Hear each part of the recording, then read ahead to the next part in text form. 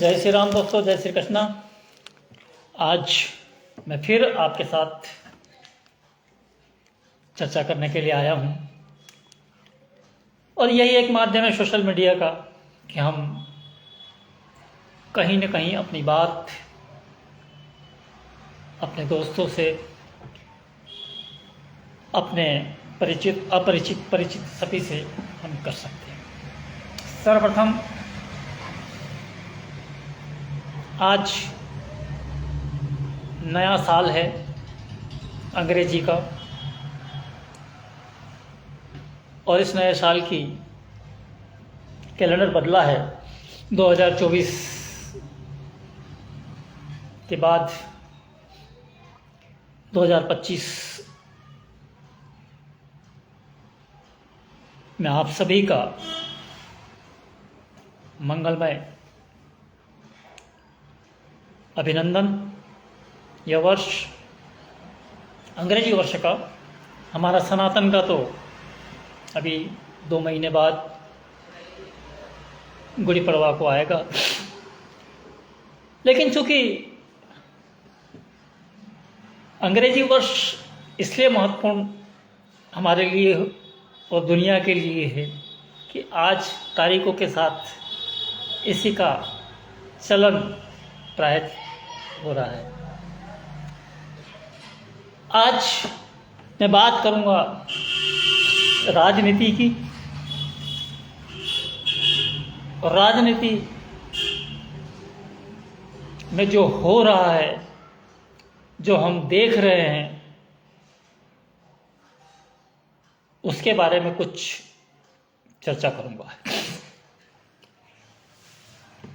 पक्ष कैसा हो और विपक्ष कैसा हो, यह एक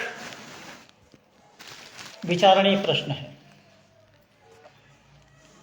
जनमानस के मन में सत्ता पक्ष के लिए कुछ आशाएं, कुछ विश्वास को लेकर मन में संचय रहता है, तो विपक्ष सत्ता पक्ष की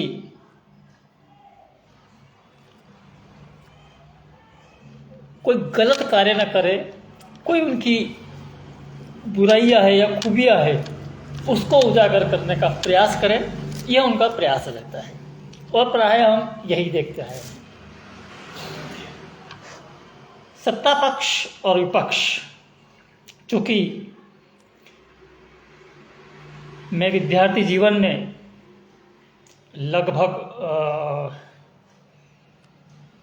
10 से 15 साल तक डिबेट में रहा हूँ और जहाँ पे कोई भी विषय आता था तो मेरे जीवन में लगभग 90% मैं विपक्ष में ही बोलता था। 2014 के बाद देश दुनिया में कई तरह के उतार चढ़ाव आए, लेकिन इसमें हमारा भारत विश्व पटल पर विश्व गुरु के रूप में उभर कर सामने आया, एक सशक्त भारत के रूप में उभर कर सामने आ रहा है, इसमें कोई दो राय नहीं है। और विश्व के तमाम देश भारत की इस शक्ति को पहचान गया है। लेकिन कुछ तथाकथित लोग जो माँ भारती के आंचल में रहकर विदेशों में जाकर भारत की बुराइयां करते हैं, तब मन बहुत दुख होता है।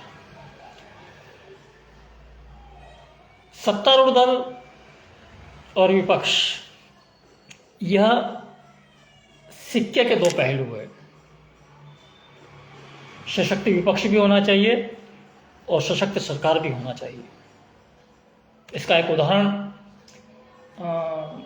शायद 1991-92 की बात है, शायद मैं कंफर्म नहीं बता सकता, लेकिन भारतीय इतिहास में वो दर्ज है। तत्कालीन प्रधानमंत्री माननीय श्री पीवी नरसिम्हा राव साहब, पामुलपति वेंकट नरसिम्हा राव साहब के सामने एक समस्या खड़ी हुई। शायद पाकिस्तान ने कुछ ऐसी व्यूह रचना रची या अमेरिका ने, ये मैं कंफर्म नहीं बता सकता, लेकिन थी कुछ समस्याएं, प्रॉब्लम थी, जिससे भारत को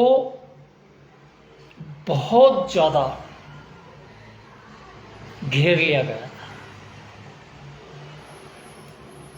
नरसिम्हा राव साहब को कुछ समझ में नहीं पड़ रहा था क्या करें, और अपनी बात, अपने भारत का पक्ष रखने के लिए तत्कालीन विदेश मंत्री श्री खुर्शीद अनवर साहब को एक प्रतिनिधिमंडल के रूप में उनके नेतृत्व में भेजा जा रहा था। यह घटनाक्रम 1991 की है। उस वक्त विपक्ष के नेता थे भारत रत्न पूर्व प्रधानमंत्री, ओजस्वी वक्ता, कवि, परम श्रद्धेय अटल बिहारी वाजपेयी जी। और जब भारत की स्थिति देखी उन्होंने और देखा कि सरकार बहुत ज़्यादा चिंतित है और बहुत ज़्यादा परेशान है, तो माननीय अटल जी ने अपने कुछ वरिष्ठ साथियों के साथ माननीय प्रधानमंत्री जी से समय मांगा और अपना प्रतिनिधिमंडल मिलने का समय मांगा।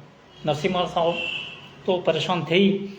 उन्होंने सोचा कि शायद ये कहीं मैंने पढ़ा था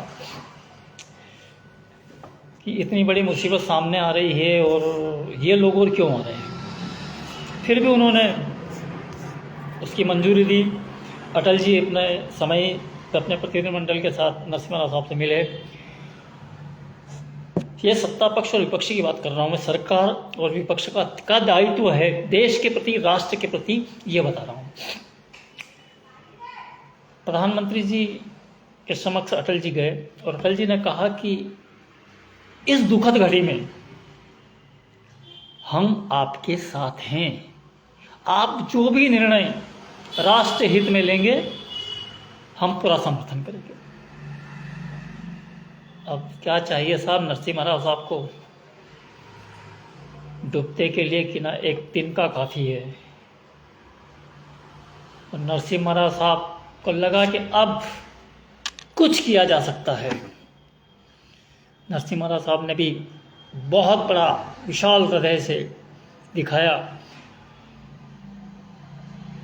जो खुर्शीद अनवर सिंह के नेतृत्व में वो प्रतिनिधिमंडल विदेश जा रहा था अपनी बात रखने, भारत के पक्ष रखने के लिए, वो माननीय अटल बिहारी वाजपेयी विपक्ष के नेता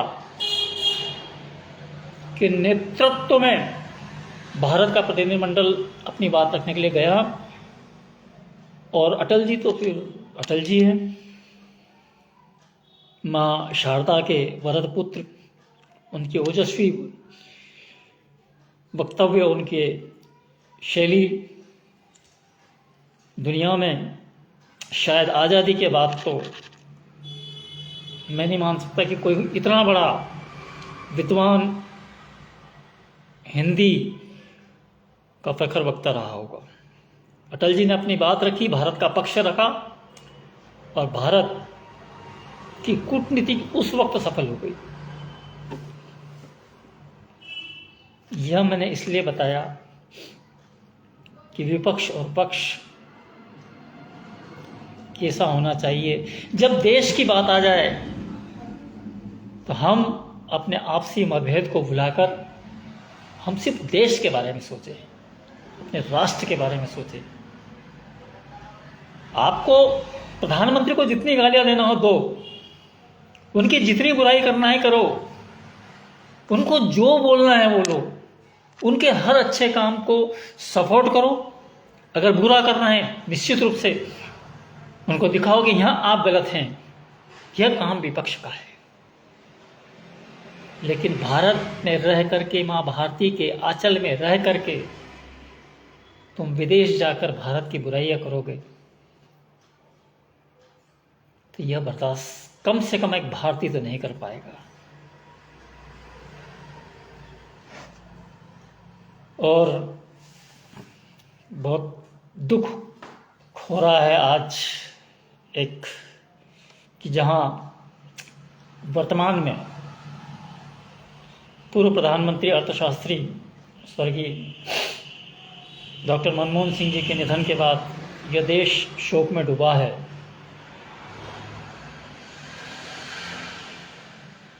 और भारत में राष्ट्रीय शोक चल रहा है। ऐसी स्थिति में उन्हीं के पार्टी के नेता विदेश जा रहे हैं, कितने शर्म की बात है।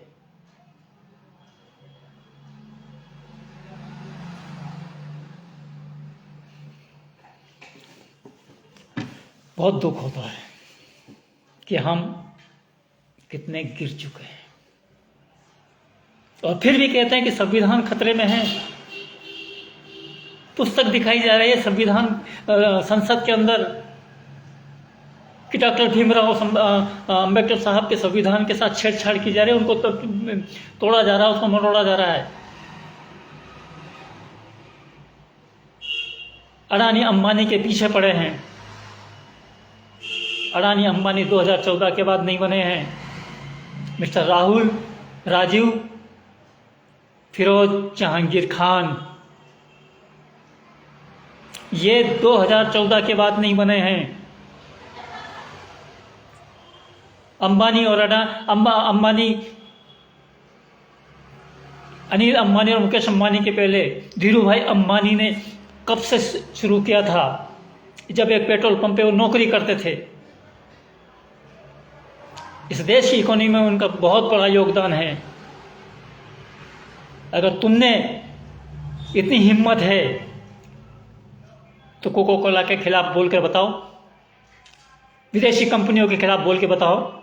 जो चाइना, इस देश में चाइना का माल आ रहा है, उसके खिलाफ कंपोजिंग करो, उसको बंद करवाने का भारत सरकार से निवेदन करो, उनके लिए लड़ो। नहीं, वहां नहीं बोलेंगे, क्योंकि विदेशों से कुछ होगा, लेकिन भारत के लोग, लेकिन अपने जीजा के बारे में भी बता दो देश को। राहुल खान साहब अपने जीजा कि करोड़पति अरबपति कैसे हो गए, इनके बारे में बता दो। एक बार देश जाने तो सही।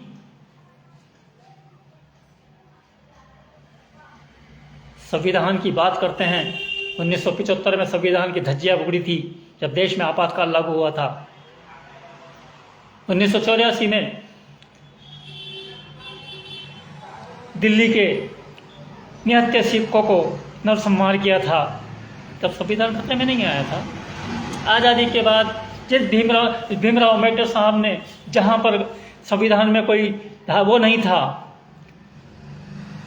कि वक्फ बोर्ड कैसे बन गया, मुस्लिम पर्सनल बोर्ड कैसे बन गया, यहां संविधान की धज्जियां नहीं उड़ी। देश जानना चाहता है आपको इस देश में मातृभूमि के प्रति, अपने राष्ट्र के प्रति कुछ दायित्व आपको सौंपा है, उस दायित्व का निर्वाह कीजिए। झूठी अफवाहों से, झूठे विवादों से आप बड़े नहीं बन सकते। आपको राष्ट्र के साथ चलना पड़ेगा।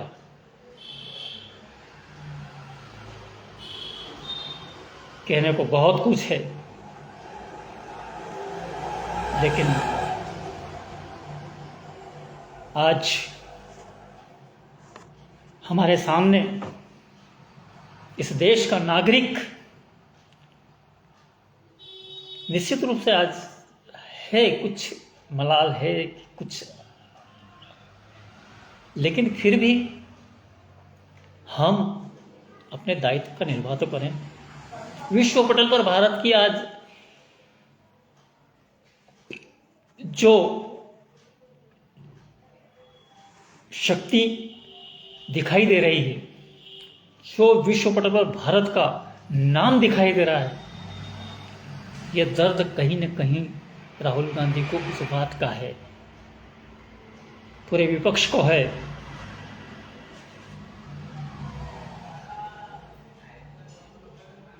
सभी को अपने वोट बैंक की चिंता है। जब संविधान खतरे में नहीं आया था, जब भारत के पैसों से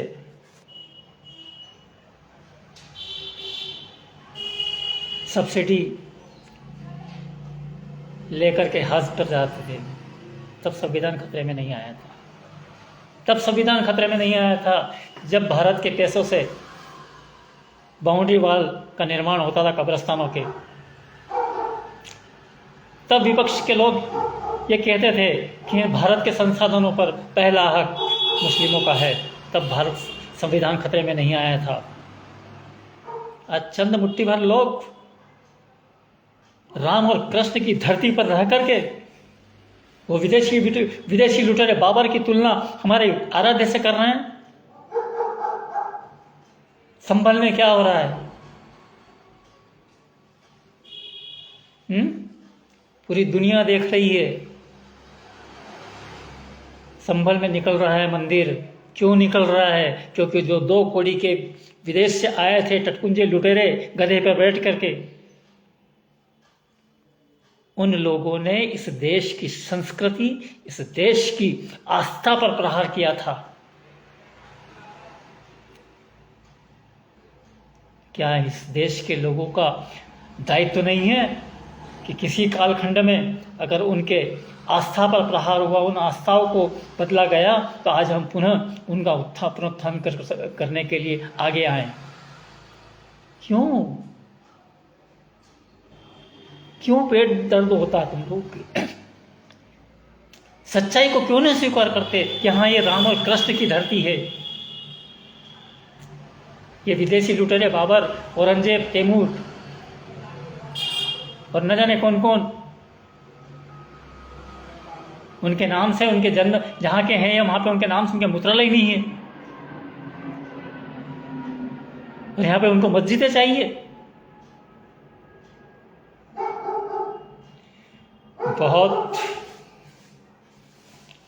आज निश्चित रूप से मेरा थोड़ा एक अलग मूड में था मैं। दुख होता है सोशल मीडिया पे जब बहुत सारी चीज़ें आती है।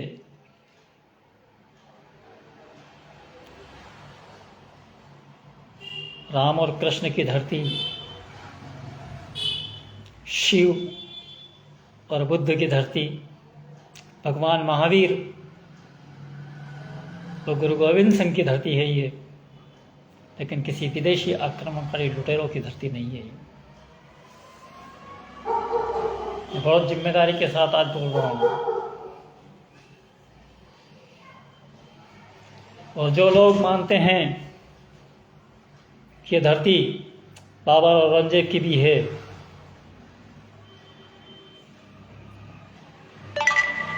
ये उनकी धरती हो ही नहीं सकती। अयोध्या में भगवान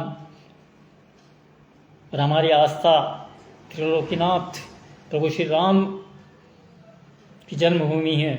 वहाँ आबर डाबर के लोगों का कोई काम नहीं है।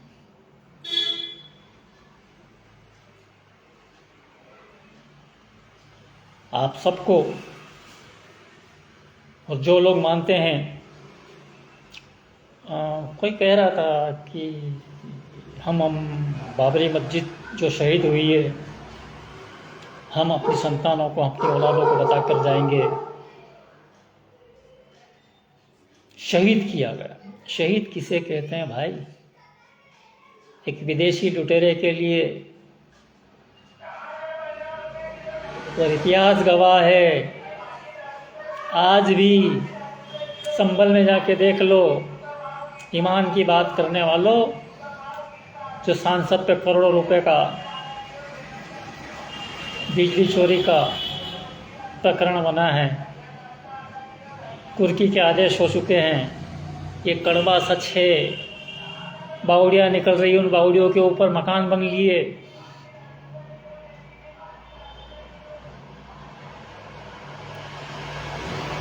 सिर्फ इस धरती माँ भारत की को पूजेंगे नहीं, वंदे मातरम नहीं बोलेंगे, भारत माता की जय नहीं बोलेंगे, लेकिन उस माँ के आंचल को तार तार जरूर करेंगे।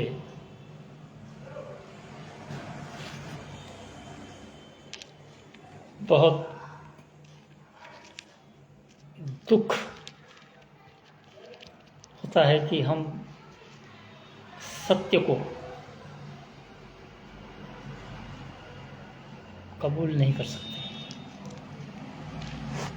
सत्य को जानना सीखो, सत्य को स्वीकार करना सीखो। अगर जिस दिन आप सत्य को स्वीकार करना सीख जाओगे, निश्चित रूप से मान के चलना कि जो कहते हो कि अमन और शांति का पैगाम देता है विश्व का सबसे बड़ा हमारा धर्म, हम मान लेंगे। लेकिन फिलहाल तो दिखाई नहीं दे रहा है। जहाँ भावनाएं आहत होती है, जय श्री राम के नारे से तो आपकी भावना आहत हो जाती है, आप पत्थरबाजी करना शुरू कर देते हो। ये कौन सा शांति का पैगाम है? कौन सा शांति दिखाना चाहते हो? पत्थरों से शांति आती है, क्योंकि इतिहास तो वही पढ़ाया, वही बताया जो हमने चाहा, जो इन लोगों ने चाहा था, वही इतिहास में आया सामने।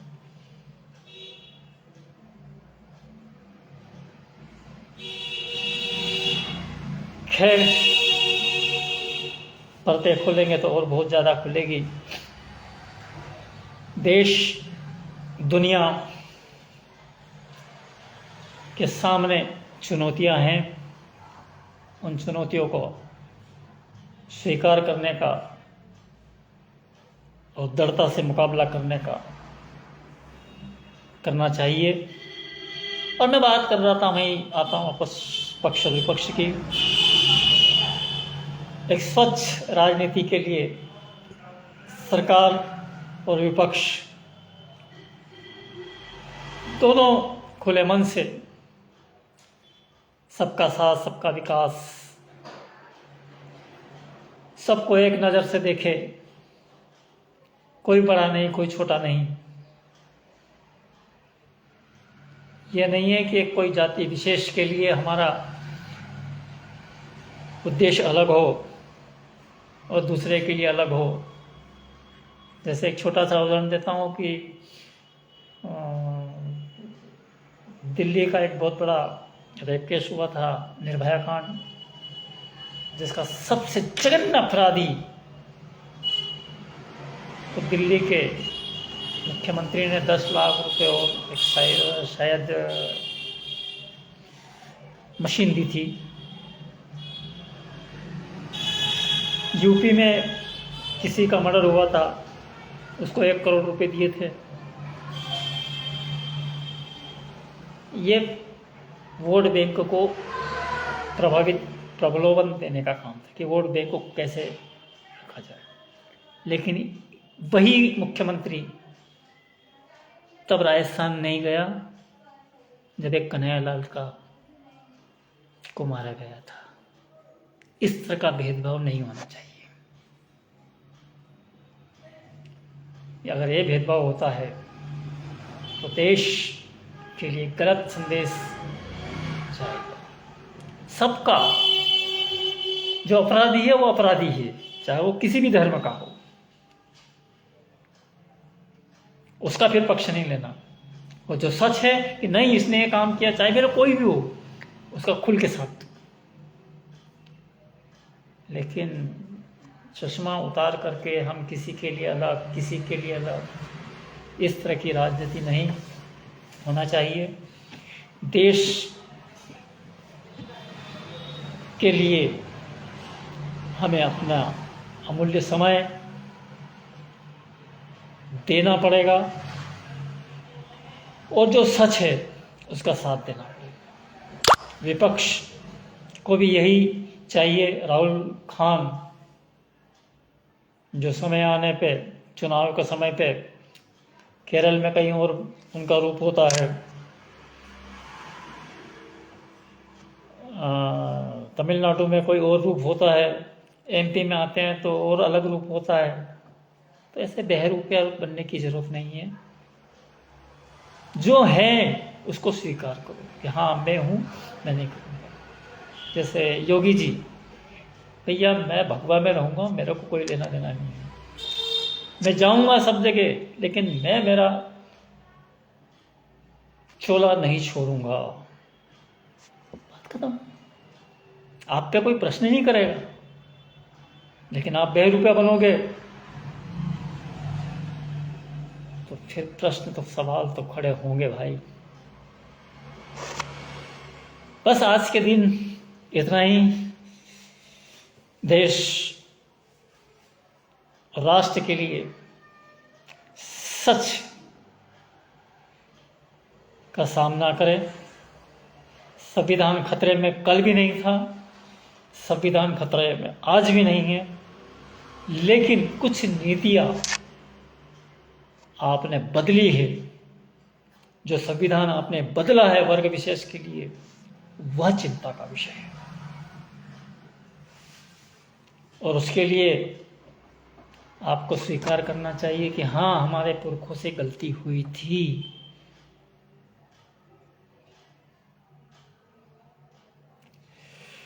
पुनः एक बार आप सभी को बहुत बहुत धन्यवाद। 2025 की अनंत मंगलमय शुभकामनाएं। यह वर्ष भारत विश्व पटल पर विश्व गुरु के रूप में अपनी उपस्थिति दर्ज कराए। भारत विश्व को का सिरमौर बने। इन्हीं आशा और विश्वास के साथ आप सभी से को बहुत बहुत धन्यवाद।